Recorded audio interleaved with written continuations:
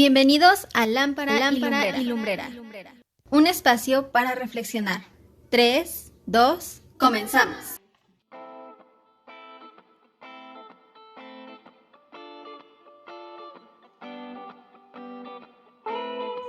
Vamos por favor al libro del profeta Miqueas.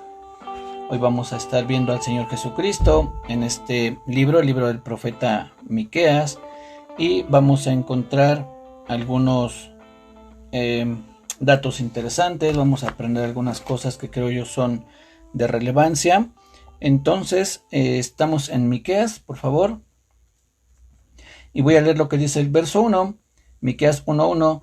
Palabra de Jehová que vino a Miqueas de Moreset en días de Jotam, Acaz y Ezequías, reyes de Judá, lo que vio sobre Samaria y Jerusalén. Aquí, como en otras ocasiones he mencionado, lo que nos enseña este primer verso es más o menos el tiempo en el que profetizó Miqueas. En este caso menciona como una referencia a Jotam, Acaz y Ezequías. Ezequías era hijo de Acaz y Acaz a su vez era hijo de Jotam, lo cual quiere decir que Ezequías era nieto de Jotam. Los tres eran reyes de Judá, dice después reyes de Judá. Entonces estos reyes estuvieron aproximadamente, Jotam comenzó a reinar más o menos en el 715 a.C. y Ezequías, que es el último que se menciona, dejó de reinar aproximadamente en el 686 a.C. Es un periodo que abarca en total como unos 60 años, aunque posiblemente Miqueas haya profetizado cerca de 25 años. No quiere decir que, aunque menciona a Jotam, a Acaz y a Ezequías, no quiere decir que haya estado todo el tiempo de su reinado. Posiblemente, por poner un ejemplo, estuvo al final, en el último año de Jotam, todo el reinado de lo que fue Acaz y solo una porción de Ezequías, y ese tiempo habría abarcado quizá unos 25 años, por lo menos entre 20 y 25 años estuvo profetizando Miqueas acerca de lo que vamos a ver en un momento. Dice que era un hombre de Moreset. Moreset era una región más bien pueblerina o campirana, a diferencia de, por ejemplo, Isaías o Jeremías, que entendemos estuvieron más cerca de la ciudad en cuanto a Jerusalén o Judá. En el caso de Miqueas era un lugar un poquito más apartado. Y dice después al final del verso 1, lo que vio sobre Samaria y Jerusalén. Entendemos por esa frase que lo que él recibió fue una especie de visión, fue algo así como una visión. No dice lo que oyó de parte de Dios, sino dice lo que vio sobre Samaria y Jerusalén. Otro dato a tomar en cuenta es que los recientes profetas que habíamos estado estudiando, el enfoque era el reino del norte, conocido como Israel y Samaria. El reino del sur, recordemos que es Jerusalén y Judá, pero aquí menciona a los dos. Dice lo que vio sobre Samaria, que era la capital de gobierno del reino del norte, y de Jerusalén, que era el lado sur del reino, ¿no? Entonces habla acerca de los dos, pero principalmente se va a enfocar en Judá, principalmente se va a enfocar en lo que estaba sucediendo en el reino del sur. Algo de lo que podemos ver aquí en este libro, en cuanto a, por poner un ejemplo, en cuanto a la profecía que da en contra de Samaria, es lo que está en el verso 6 y 7 de aquí del capítulo 1. Dice, haré pues de Samaria montones de ruinas y tierra para plantar viñas, y derramaré sus piedras por el valle, y descubriré sus cimientos, y todas sus estatuas serán despedazadas, y todos sus dones serán quemados en fuego, y asolaré todos sus ídolos, porque de dones de ramera los juntó, y a dones de ramera volverán. Esto es un juicio que está enviando Dios directamente a Samaria o al reino del norte, y prácticamente es de las pocas cosas que va a mencionar acerca del reino del norte. Por ahí vamos a encontrar otras, pero esto es básicamente lo principal que habla Dios a través del profeta Miqueas en cuanto al reino del norte. Después se va a centrar principalmente en Judá o en Jerusalén. Después, en el capítulo, todo el capítulo 1 pues está hablando de eso, de ese juicio que va a enviar hacia esos dos lugares, tanto a Judá como a Jerusalén. En el verso 8 encontramos un lamento de Miqueas, donde dice, por esto lamentaré y aullaré y andaré despojado y desnudo, haré aullido como de chacales y lamento como de avestruces, porque su llaga es dolorosa y llegó hasta Judá, llegó hasta la puerta de mi pueblo, hasta Jerusalén. Entendemos entonces que Miqueas era un forastero, por decirlo así, tanto en Judá o en Jerusalén, porque él era de Moreset, pero estaba profetizando en esos lugares. Otro dato para tener en cuenta también es que la profecía de Miqueas, todo lo que profetizó en su libro, se da más o menos unos 100 años antes de las profecías del profeta Jeremías. De hecho, el profeta Jeremías, en el capítulo 26, verso 18 de Jeremías, si gustan apuntarlo, Jeremías 26, 18, se cita a Miqueas. Ahí literalmente dice, como profetizó Miqueas de Moreset, y lo que citan es el capítulo 3, verso 12, se los voy a leer. Dice así: por tanto, a causa de vosotros, Sión será arada como campo, y Jerusalén vendrá a ser montones de ruinas, y el monte de la casa como cumbres de bosque. Esta profecía que citan en los tiempos de Jeremías literalmente le salva la vida a Jeremías, porque Jeremías estaba profetizando lo mismo, la destrucción sobre Jerusalén, pero no le creían. Ellos querían matar a Jeremías porque decían que su profecía era falsa. Pero dicen, no, esperen, estoy parafraseando, ¿no? 100 años antes, Miqueas de Moreset profetizó lo mismo.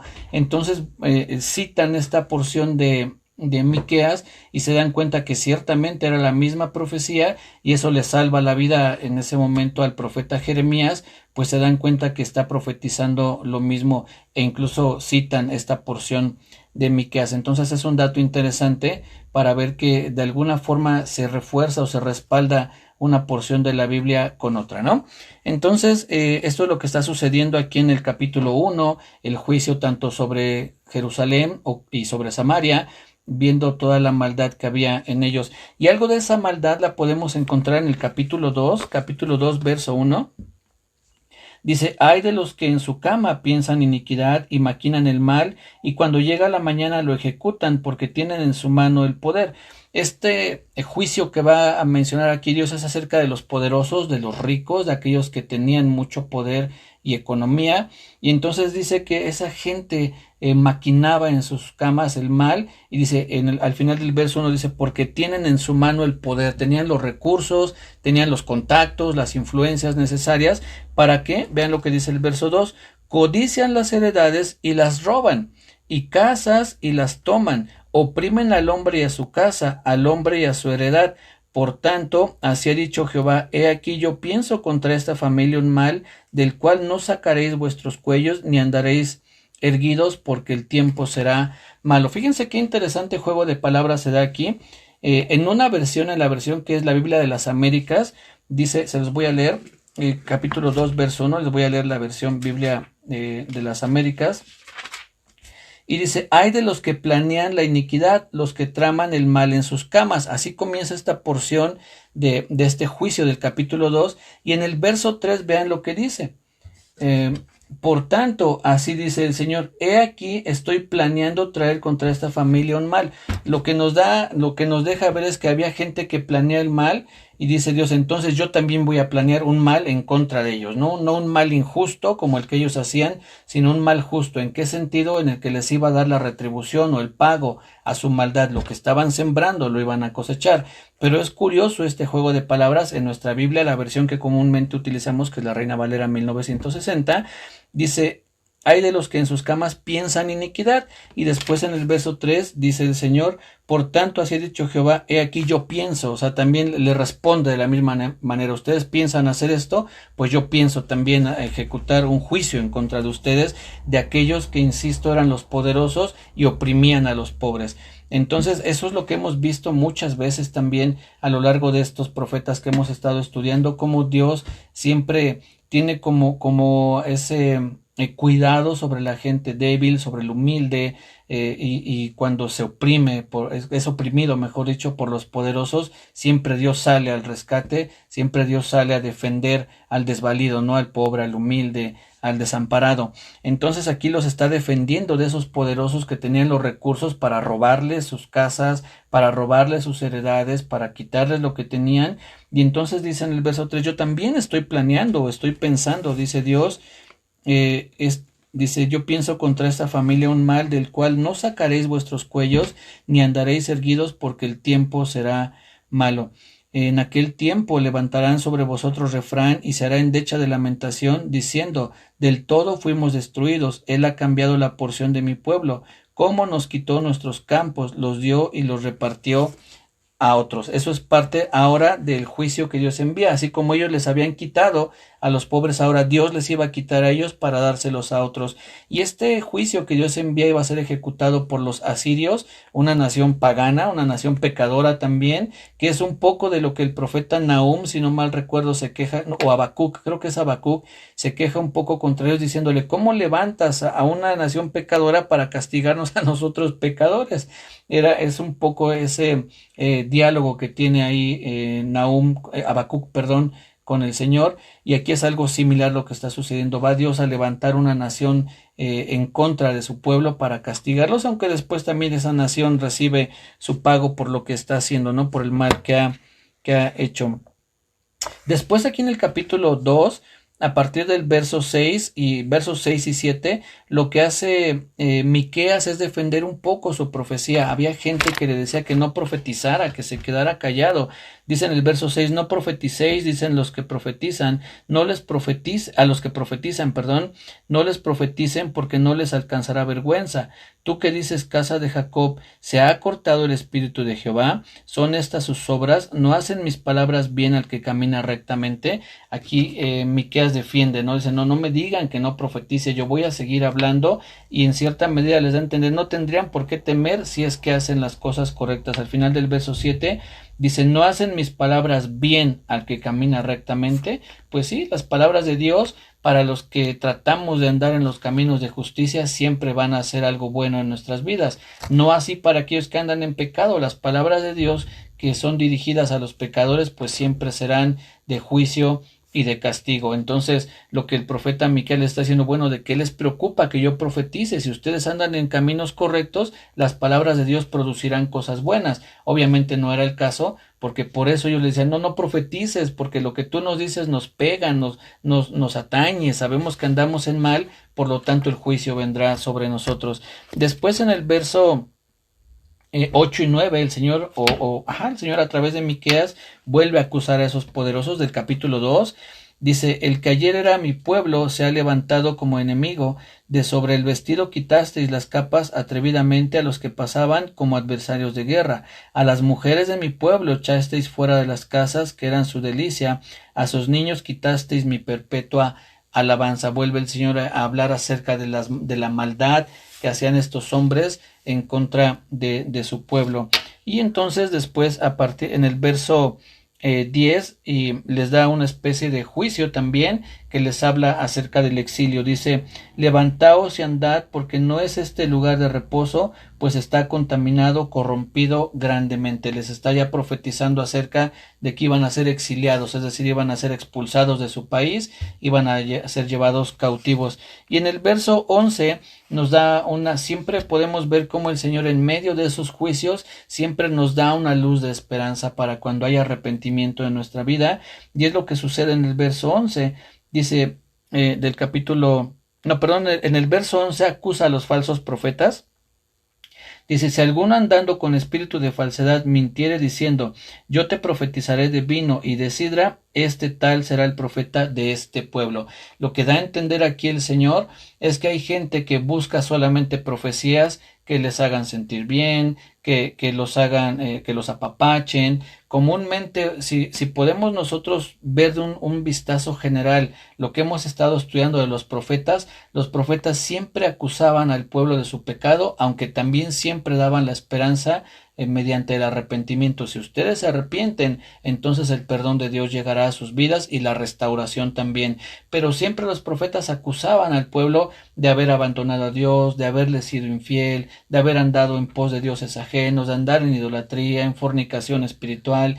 Y hoy los profetas, y lo digo muy entre comillas, los profetas que se dan hoy mayormente profetizan bendiciones, prosperidad, riqueza, sanidad, opulencia, todo ese tipo de cosas. Recién estaba escuchando hoy de vuelvo a decir entre comillas, una persona, un profeta, que le decía a otra, ya no vas a andar tú en aviones comerciales, sino ahora te voy a dar un avión, pero no un avión cualquiera, te voy a dar un jet. Yo dije, caray, qué diferentes profecías a las que daban estos hombres, donde llevaban al pueblo al arrepentimiento. Lo que vimos la semana pasada con Jonás, cuando va y le dice a Nínive, en 40 días Dios los va a destruir, y entonces este pueblo se arrepiente y se salva de la destrucción. Pero imagínense que hoy hubiese llegado uno de los profetas actuales a Nínive, les hubiera dicho, no, Dios tiene un plan hermoso para ustedes, Dios quiere bendecirlos grandemente, Dios quiere prosperarlos, que Nínive sea una nación poderosa, una de las potencias mundiales. Pues tristemente Nínive habría sido destruida por los juicios de Dios, porque ese no era el plan que Dios tenía para Nínive. Y es muy similar lo que está sucediendo aquí. Lo que les dice Dios en el verso 11 es, si alguno andando con espíritu de falsedad, dice, mintiere, diciendo, yo te profetizaré de vino y de sidra. Es decir, yo te voy a profetizar cosas buenas, cosas que te agradan, que te hacen sentir bien, que te la vas a pasar tranquilo. Dice al final del verso 11, este tal será el profeta de este pueblo. Entonces, en otras palabras, lo que Dios les dice es, pues eso es lo que quieren. Si un profeta así es lo que ustedes desean, un profeta así es el que tendrán, para que reciban pues ese tipo de profecías que a la gente comúnmente le gusta, ¿no? Ese tipo de profecías, mis hermanos, créanme, no nos hacen mucho bien.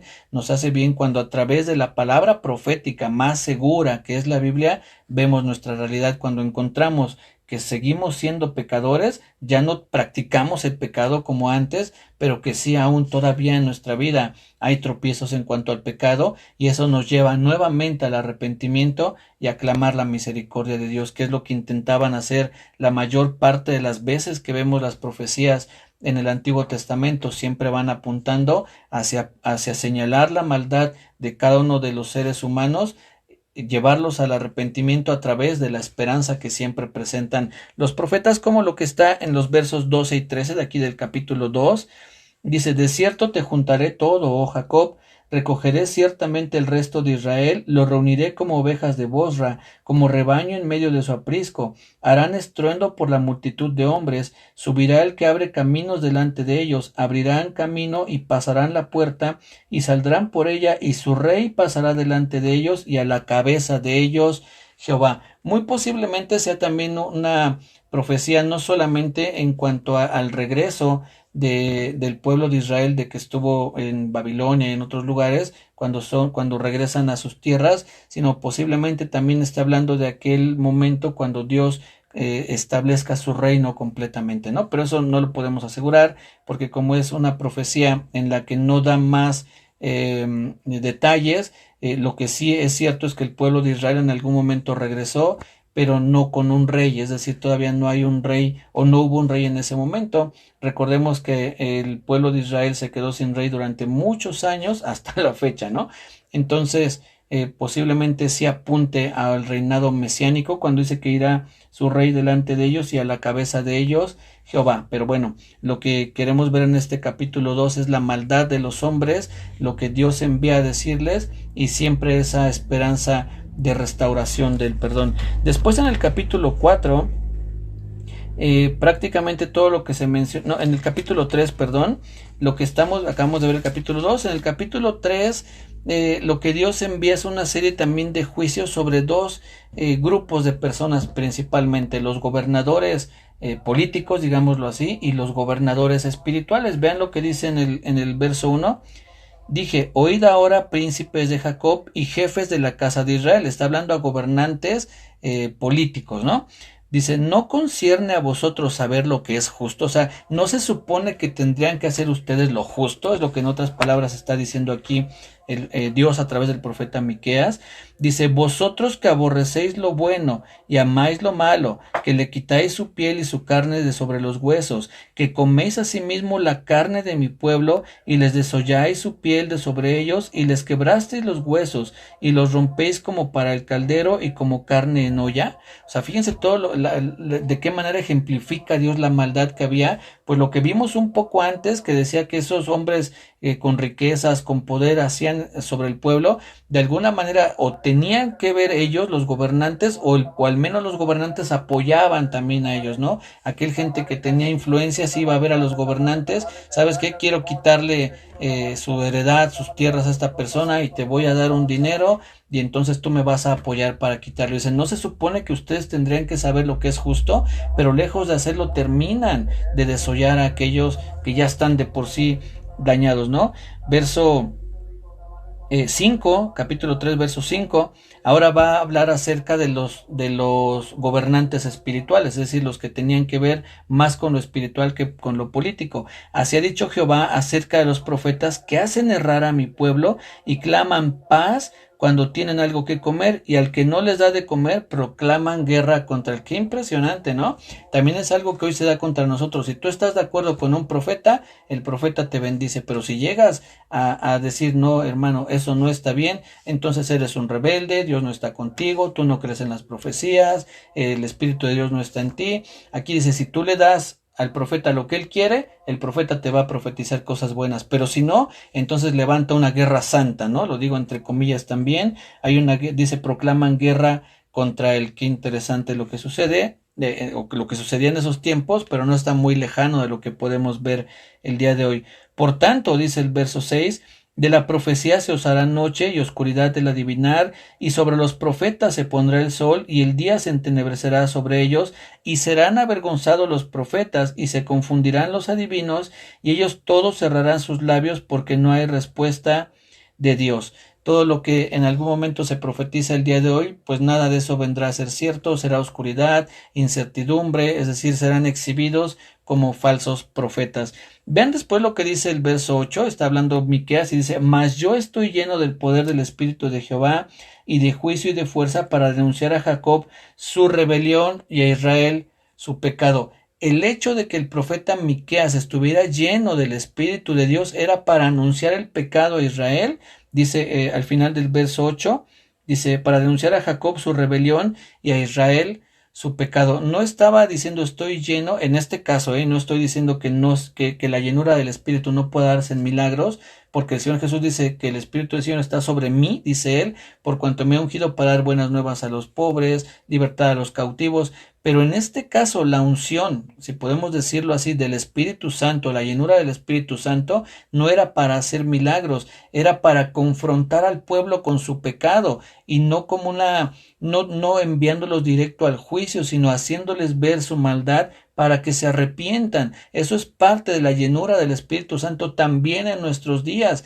Predicar el Evangelio, no buscar de primera mano los milagros, porque una persona puede recibir un milagro, pero si no es salva, entonces con todo y su milagro se está perdiendo, está yendo a la condenación eterna. Lo que nosotros debemos buscar por medio de la llenura del Espíritu Santo es confrontar al mundo con su pecado para que se arrepientan y crean y sean salvos. Recordemos que el Señor Jesucristo dijo, recibiréis poder cuando haya venido sobre vosotros el Espíritu y me seréis testigos, daréis testimonio de mí, hablaréis de mí, la gente les predicarás de mí, de lo que yo soy, mi propósito en esta tierra, mi obra, su cumplimiento, mi muerte, resurrección, todo lo que el Señor Jesús hizo es una de esas grandes enfoques que el Espíritu Santo hace en nuestra vida, hablar del Señor Jesucristo y de su obra, y como vemos aquí en el caso del profeta Miqueas, confrontar al mundo con su pecado, ¿sí?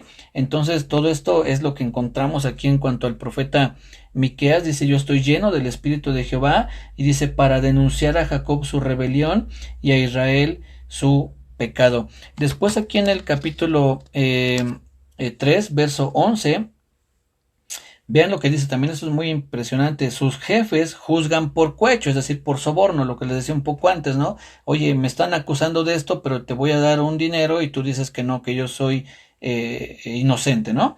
Dice, y sus sacerdotes enseñan por precio. Hay gente que hoy pone precio por enseñar también, ¿no? Hay gente que hoy, pues sí voy, pero pues yo necesito una ofrenda de tanto porque mis gastos y esto.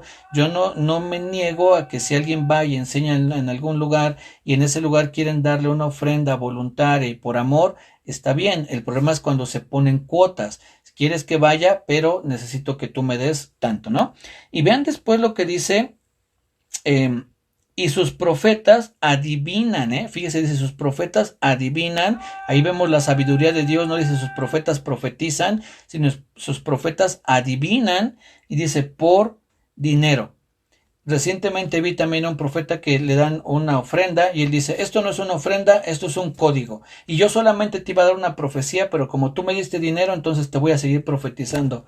O sea, la misma Biblia dice, la profecía nunca fue traída por voluntad humana. No es porque tú le des un dinero a un profeta, él te va a seguir profetizando. Eso es una herejía. Eso es algo que está mal y que hoy en día se da y se va a seguir dando y va a estar en aumento. Tengamos cuidado. Ya desde el profeta Miqueas decía que los profetisas adivinan por dinero. Y vean lo más terrible de todo esto. Dice al final del verso 11, y se apoyan en Jehová diciendo, ¿no está Jehová entre nosotros? O sea, encima de todo dicen, pero yo tengo al Espíritu de Dios, Jehová está conmigo, se apoyan en Dios cuando eso es una mentira, están haciéndolo por lucro, están haciéndolo por dinero. Entonces, no estamos hoy en día muy lejos de lo que sucedía en los tiempos de Miqueas cuando también se daban ese tipo de profecías y que hoy se da, pero al por mayor. Gente que profetiza todo color de rosa, sanidad, riquezas, prosperidad y además si tú das una ofrenda y si dicen primero voy a poner aquí adelante los que van a dar $1,000 y luego atrás, hermanos, por favor, eso es un engaño claro y descarado del evangelio de la prosperidad. Tengamos mucho cuidado con eso, ¿sí? Y después vamos al capítulo 4.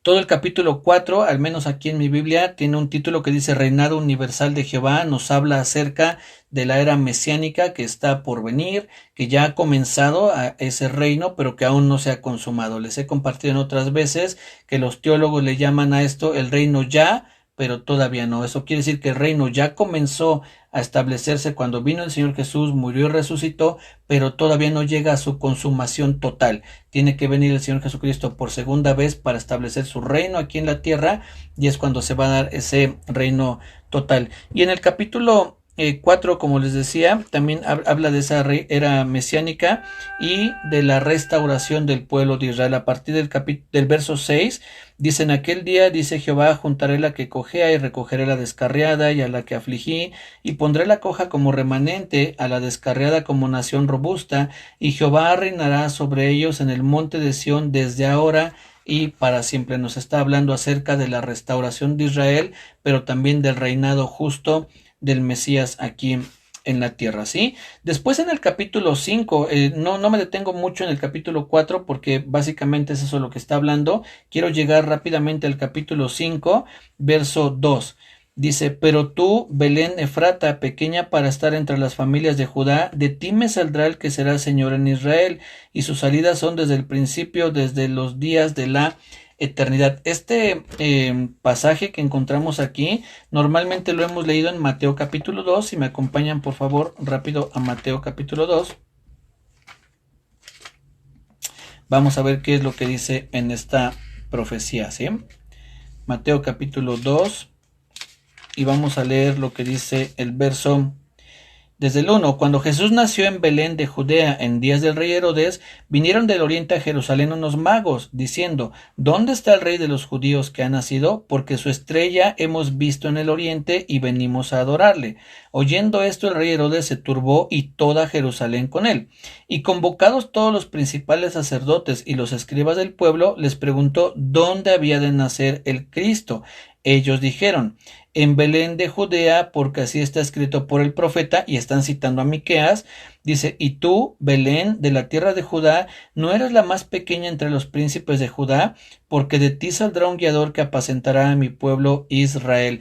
Que hasta aquí en este pasaje o esta gente solamente cita la primer parte de la profecía, pero dejan sin citar algo que es también sumamente importante que ahorita vamos a ver, pero aquí nos está hablando de que sí, ciertamente de Belén de Judá es donde iba a nacer el Señor Jesucristo. Acompáñenme ahora a Juan para que veamos este dato interesante en cuanto al lugar del Señor Jesús donde nació. Juan, vamos a ver lo que dice el capítulo 7. Juan capítulo 7 y vamos a ver el verso 27. Dice, vamos a leer desde el 25, Juan 7:25. Decían entonces unos de Jerusalén, ¿no es este a quien buscan para matarle? Hablando del Señor Jesús. Dice, pues mirad, habla públicamente y no le dicen nada. ¿Habrán reconocido en verdad los gobernantes que este es el Cristo? Pero este sabemos de dónde es, mas cuando venga el Cristo nadie sabrá de dónde sea. Ahora vamos aquí mismo en Juan, pero ahora verso 40, capítulo 7, verso 40. Entonces algunos de la multitud, oyendo estas palabras, decían, verdaderamente este es el profeta. Otros decían, este es el Cristo. Pero algunos decían, ¿de Galilea ha de venir el Cristo? ¿No dice la Escritura que del linaje de David y de la aldea de Belén, de donde era David, ha de venir el Cristo? Fíjense lo que está sucediendo aquí. Unos dicen, nadie sabe de dónde va a venir el Cristo. Otros dicen, no, sí, va a venir de Belén, de Judea, es de donde va a nacer, del linaje de David. Entonces, lo que leemos en Miqueas, la profecía, regresemos a Miqueas porque esta profecía es muy, muy interesante. Vean lo que dice, pero tú, Belén Efrata, estoy leyendo Miqueas 5:2, pero tú, Belén Efrata, pequeña para estar entre las familias de Judá, de ti me saldrá el que será Señor en Israel. Pero vean lo que dice después. Y sus salidas son desde el principio de los días de la eternidad. En Mateo no citan esta última parte, solamente se quedan cuando dice de ti me saldrá un guiador o alguien que apacentará a mi pueblo, pero no citan esto último cuando dice y sus salidas son desde el principio, desde los días de la eternidad. Al hablar de esto, Miqueas, cuando dice que sus salidas son desde el principio, desde los días de la eternidad, menciona que el Cristo es alguien eterno, que ciertamente no sabemos de dónde vino, porque Él no vino de ningún lado, porque Él es eterno, Él ha estado siempre. Entonces, en cierta forma, cuando dicen, cuando venga el Mesías, no sabremos de dónde ha de venir, en cierta forma tienen razón, porque el Señor Jesús no tiene un origen. Él es eterno, dice aquí que sus salidas son desde la eternidad. En otras palabras, Miqueas está diciendo, aunque Él ha de venir, ha de nacer en Belén de Judea, pero no es que ahí comenzó, no es ese su origen, solamente su manifestación en la tierra, porque Él es eterno, Él ha estado desde siempre. Entonces, aunque sabían de dónde había venido, dónde había nacido el Cristo, pero no sabían realmente el origen y nadie lo sabe porque ni hay un origen, porque Él es eterno. Entonces, esta profecía es muy impresionante porque nos habla de la eternidad del Señor Jesucristo. Entonces, qué tremendo es esto, ¿no? Y todo el capítulo 5 menciona también otras cosas acerca del Señor Jesús. En el capítulo 6 vamos a encontrar algo que el Señor les dice también muy impresionante. Dice el capítulo 6, oíd ahora lo que dice Jehová, levántate, contienda contra los montes y oigan los collados tu voz. Oíd montes y fuertes cimientos de la tierra, el pleito de Jehová, porque Jehová tiene pleito con su pueblo y altercará con Israel. Pueblo mío, vean lo que les pregunta Dios en el verso 3. ¿Qué te he hecho o en qué te he molestado? Responde contra mí. Porque yo te hice subir de la tierra de Egipto y de la casa de servidumbre te redimí y envié delante de ti a Moisés, a Aarón y a María. Pueblo mío, acuérdate ahora qué aconsejó Balac, rey de Moab, y le respondió Balaam, hijo de Beor, desde Sittim hasta Gilgal, para que conozcas la justicia de Jehová. En otras palabras, ¿qué te hice? Si lo único que he hecho es hacerte bien, te saqué de la esclavitud, y cuando un hombre se levantó para maldecirte, ¿qué fue lo que sucedió? Dios cambió las cosas y esa maldición se convirtió en bendición. Entonces Dios les está diciendo, ¿qué te hice? ¿Por qué estás así contra mí, no? Si todo lo que ha hecho Dios es hacernos bien, siempre lo que Dios ha hecho es hacernos bien, aun cuando nosotros vemos una especie de castigo o de disciplina, es por nuestro bien. Entonces todo lo que Dios ha hecho siempre es por nuestro bien. Y después nos saltamos hasta el capítulo 7 y aquí vamos a concluir y vamos a ver lo que dice el verso 18. Dice, ¿qué Dios como tú? Esta primera frase que menciona aquí, ¿qué Dios como tú? El nombre de Miqueas significa ¿quién como el Señor? Posiblemente aquí lo que está haciendo Miqueas es una especie de juego de palabras con su nombre. Insisto, el nombre de Miqueas significa quién como Jehová o quién como el Señor, y comienza aquí diciendo quién como tú o qué Dios como tú es lo que dice, ¿no? Quizá hizo ese juego de palabras, ¿no? Dice que perdona la maldad y olvida el pecado del remanente de su heredad, no retuvo para siempre su enojo, porque se deleita en misericordia.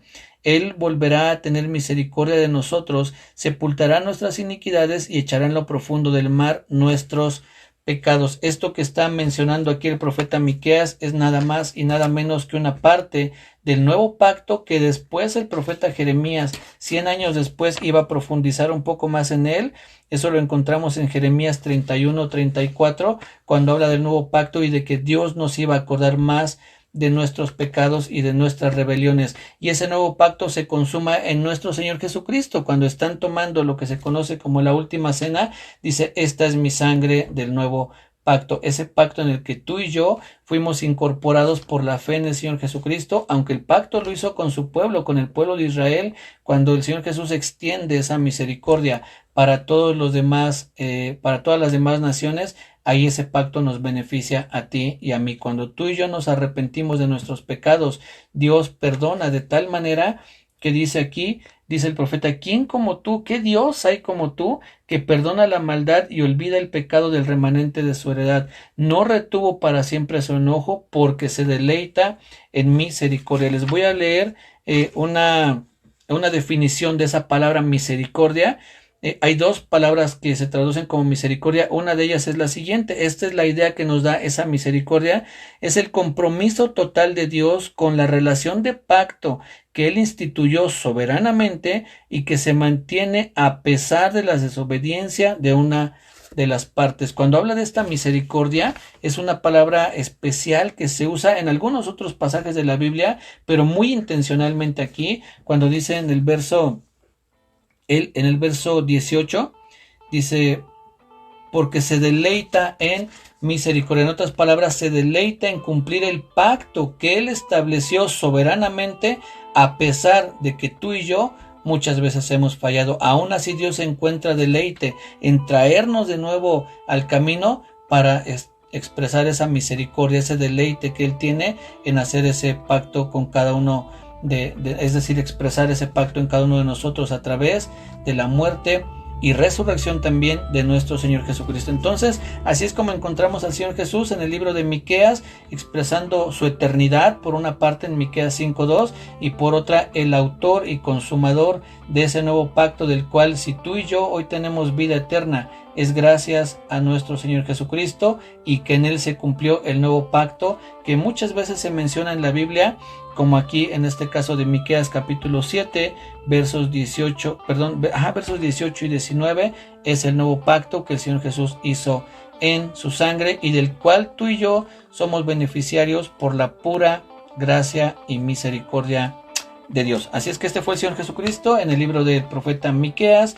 Recordemos siempre arrepentirnos de aquellas áreas en nuestra vida en las que aún nos da batalla el pecado y clamar la misericordia de Dios para que nos ayude a superar esos pecados. Que Dios les bendiga, cuídense mucho, nos vemos primeramente Dios el jueves y continuaremos estudiando Efesios verso a verso. Un fuerte abrazo, que tengan una bendecida semana. Gracias por escuchar el audio de hoy. Te esperamos en el siguiente capítulo de Lámpara y Lumbrera. Que Dios te bendiga.